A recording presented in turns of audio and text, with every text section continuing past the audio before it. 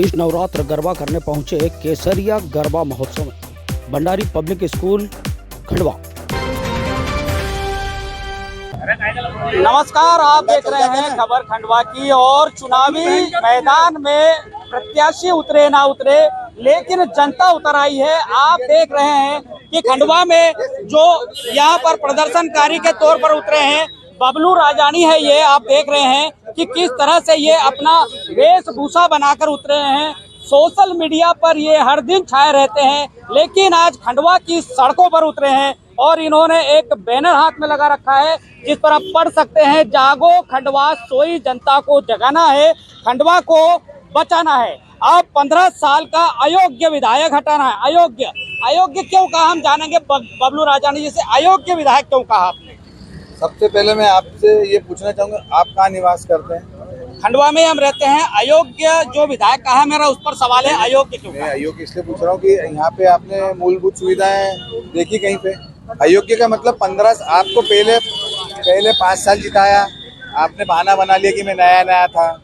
दूसरी बार आपको जिताया, आपने आपके नंदू भैया, स्वर्गीय नंदू भैया आपसी गुटबाजी दिखा दी। फिर भी विश्वास करके तीसरी बार आपने डर का साया दिखा के जीत दिया। तीसरी बार आपको बनाया। इन 15 सालों में मुझे, आप इतने बड़े पत्रकार हैं, मुझे एक चीज बता दीजिए, विकास को छोड़िए, उद्योग धंधे कहाँ गए? इतनी सारी जीनिंग थी, कहाँ गई? इतनी सारी दाल मिलें थी, कहाँ गई? खल्ली मिल्स थी, बड़े बड़े ऑयल उद्योग थे, कहाँ गए?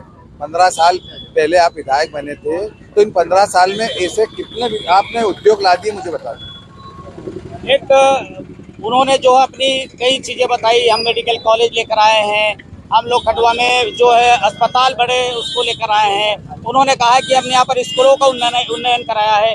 बड़ी सारी लिस्ट है उनके विकास की सूची में, लेकिन शायद उनका ये कहना है कि आपको कहीं नजर नहीं आती और इसीलिए आप उनकी जो है आलोचना करते हैं। मुझे आप बताइए कि यहाँ तो स्वर्गीय नंद कुमार सिंह चौहान झूठ बोल रहे थे या फिर विधायक जी झूठ बोल रहे थे?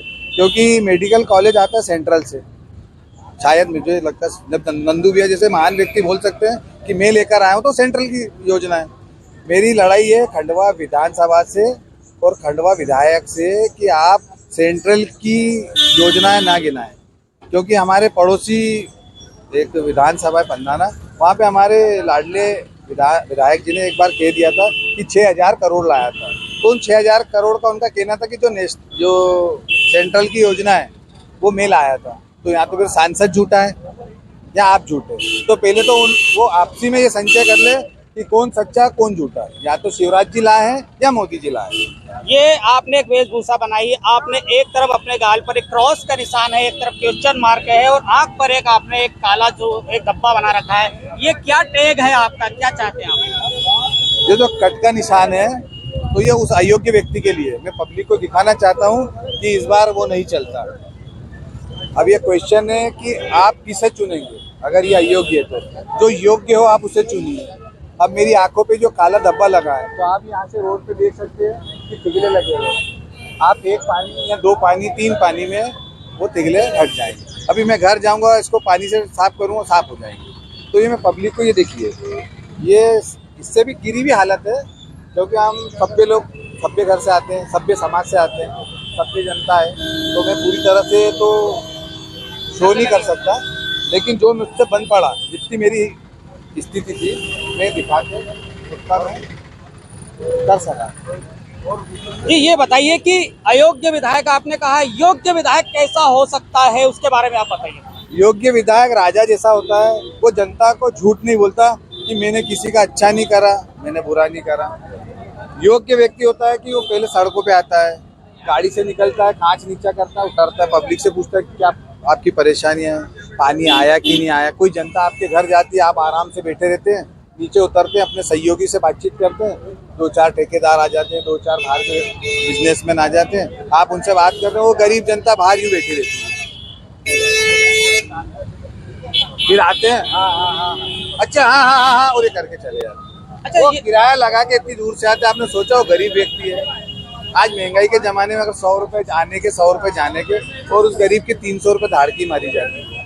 बबलू जी ये बताइए कि ये जो आप सड़क पर उतरे हैं, आम जनता को उतरना चाहिए अगर अयोग्य है, आम जनता को आना चाहिए अगर उन्होंने कोई विकास नहीं किया है, और कांग्रेस को भी उतरना चाहिए। लेकिन कांग्रेस की भूमिका में आप हैं, ऐसा लोग कहते हैं। देखिए, मेरी सरकार तो दादाजी महाराज है, उन्होंने मेरे को यहाँ खड़ा करा है, और आम जनता जो सरल स्वभाव की जनता है वो डर के साए में जी रही है। इन्हें कहीं ना कहीं डरा जाता है, ये ठेले वाला भाई अगर ये यहाँ आकर खड़ा हो जाए तो इसका ठेला कल हट जाएगा। एक बंदा था, इसने पेट्रोल पे कुछ लिख दिया था, उसके पापा फॉरेस्ट में थे, तो युवा मोर्चा के बहुत बड़े पदाधिकारी ने उन्हें 3 महीने सस्पेंड करा दिया, उनका प्रमोशन रोक दिया। तो कहीं ना कहीं डर का माहौल। अभी एक बच्चा अर्जुन काले करके था, उन्होंने युवाओं के लिए कुछ आंदोलन छेड़ा था, तो उन्हें भी राजनीति के शिकार होना पड़ा था। तो कहीं ना कहीं आम जनता को डर दिखाया जाता है, क्योंकि इनके पास मध्यम वर्गीय के पास टाइम ही नहीं है ना। मध्यम वर्गीय को कर्जे इतने डाल दिया आपने, टैक्स, ये टैक्स, वो टैक्स। अगर वो एक दिन भी ठेला बंद कर देंगे ना तो उनके 3 दिन का चूल्हा जलना बंद हो जाएगा। तो ये थे बबलू राजानी जो बता रहे हैं कि यहाँ पर कैसा व्यक्ति होना चाहिए, किसको चुना जाना चाहिए। इसी को लेकर खंडवा में जनता को आगाह करने के लिए और जगाने के लिए सड़कों पर उतरे हैं, और यही कारण है कि उनके सड़क पर उतरने के बाद लोगों का उनको कहीं ना कहीं समर्थन भी मिल रहा है। ऐसे ही खबरों के लिए आप देखते रहिए, हमारे चैनल को सब्सक्राइब करिए और लाइक करिए।